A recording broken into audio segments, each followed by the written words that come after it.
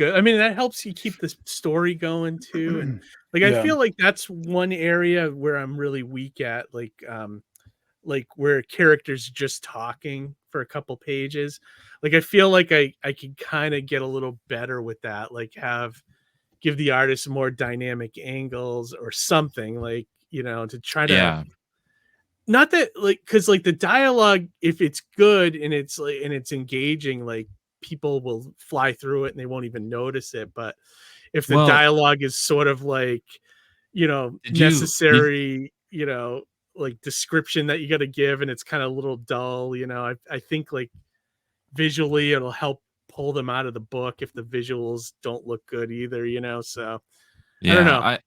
I was gonna say, like, a perfect example of this was, I know, Keith, you mentioned Gods at the top of the show. Oh yeah. Yep. Did you read that, by the way? Yes. Did And you I like loved it too. I thought I was raving about it. I was like, this is the I best thought thing it was I've read from amazing. Marvel in years. But there's a scene in there. There is I know which one you're talking about. Yeah, the conversation between, I think, Wynn is his name, and then his wife. And they're talking about getting a divorce, and it was a long scene of just these two characters talking. And I remember like flipping the page and going, what is happening? Like, because it was just one after the other. But I started reading the conversation, and the conversation was so engaging and so funny and interesting and entertaining to me that by the time I was done with the conversation, it flew by like, in a breeze. And it was because it was so engaging and so written so well. I agree. Visually, it wasn't. It was dull. Visually, it was dull. If I were gonna pick that up at a comic book store and there was like 4 or 5 pages of these two characters just talking, that wouldn't have been the money shot. That wouldn't have been the pitch. But honestly, when I think about that book, that's one of the most satisfying conversations I've read in comics in a long time. I thought it was absolutely, man. Very good. Absolutely. And especially Walking Dead was a lot like that. Yeah, you're right. That did have a lot of conversations. Walking Dead would go pages. I'd be like, where's the zombies? It's called Walking Dead. You know what I mean? And I'm flipping through, and it's like I feel like I'm reading a drama.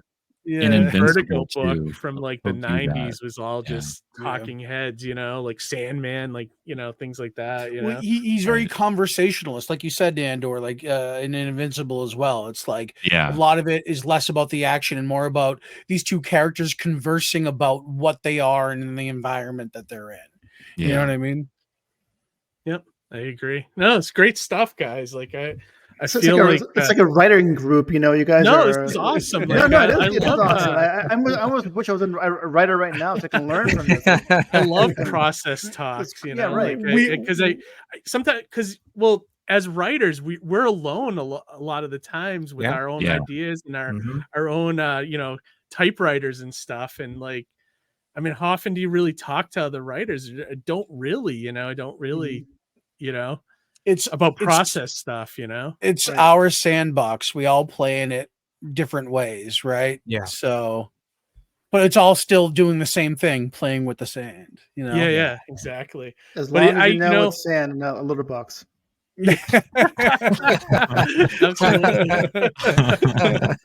Well, we should take a look at the campaign. I know. It's just about to say that, John. And I was going to say, while we're at it, you guys didn't even. So any of the watchers at this point probably don't know what the books are about. So why don't we get some elevator pitches, just so that somebody who's watching can kind of get an idea of what the projects are about. So I don't know if Nandor, if you want to go first and kind of like I got them both here. So let me on the fabled offering. It's a good way to show readers that we're serious about our craft and that we are not taking this lightly. We actually are very serious about becoming good writers. We want to provide you guys good quality content, and that takes work, that takes effort. And I think that showcasing the roundtable discussion we've had in the past hour about writing approaches, I hope that your viewers watching now or in the replay will see that all of us here are very serious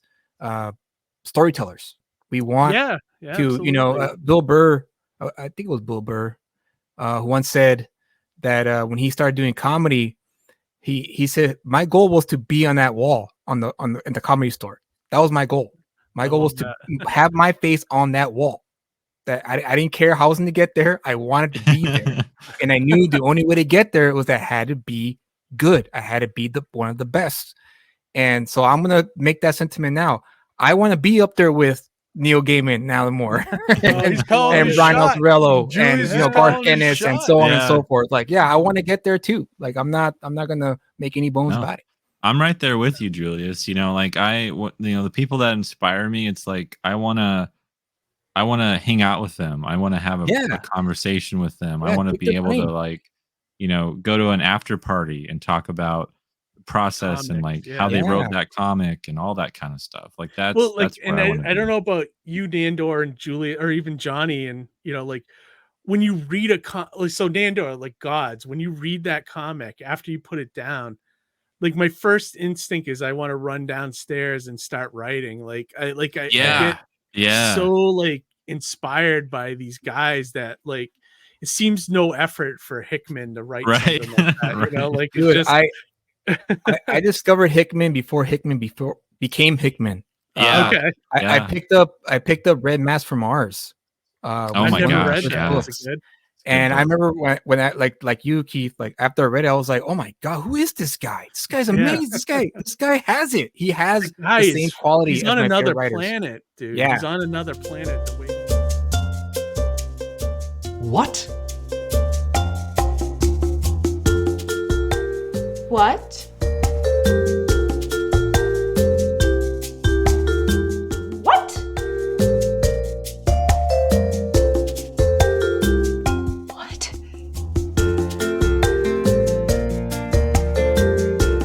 What?